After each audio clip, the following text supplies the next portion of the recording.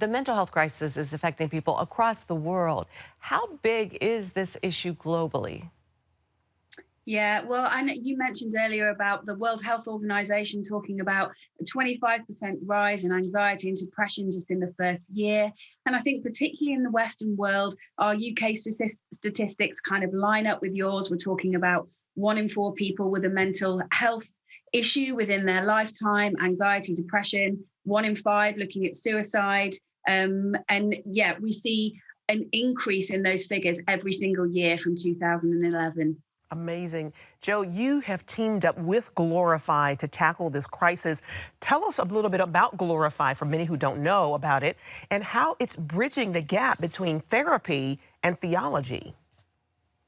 Yeah, so Glorify is a fantastic app. We've got over 6 million downloads worldwide. Very popular, particularly in America. And it's an app that is based around devotion and mindfulness.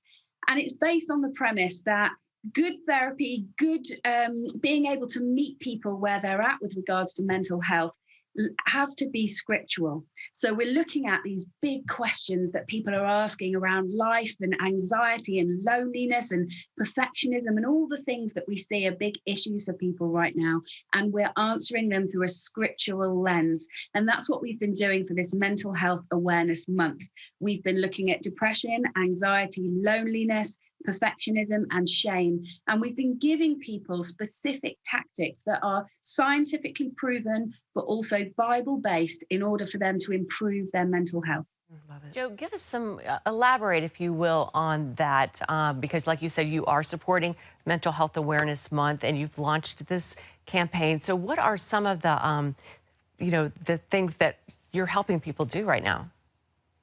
Yeah, well, I think we would agree that science is always catching up with scripture, that a lot of the things that we talk about now in society, in the secular society, such as gratitude that you mentioned earlier, and the interesting fact around gratitude is that your brain can't be anxious and grateful at the same time. It just doesn't work that way.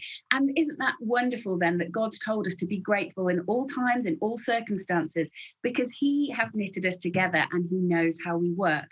So things such as gratitude, meditation, mindfulness, we just read Psalm 46, be still and know that I'm God. Yes. This idea of being able to take our thoughts captive, they're all biblical. And I and Glorify feel passionate about taking back these scientific discoveries and saying they're in the Word, they're in Scripture. Really quickly, really quickly, Joe, the church, is another place where people are suffering with depression and other issues. Why does mental health matter in our faith journey? Really quickly. Oh, I think it matters hugely because God has created us for wellness, for shalom, to use the Hebrew word, and it's his idea.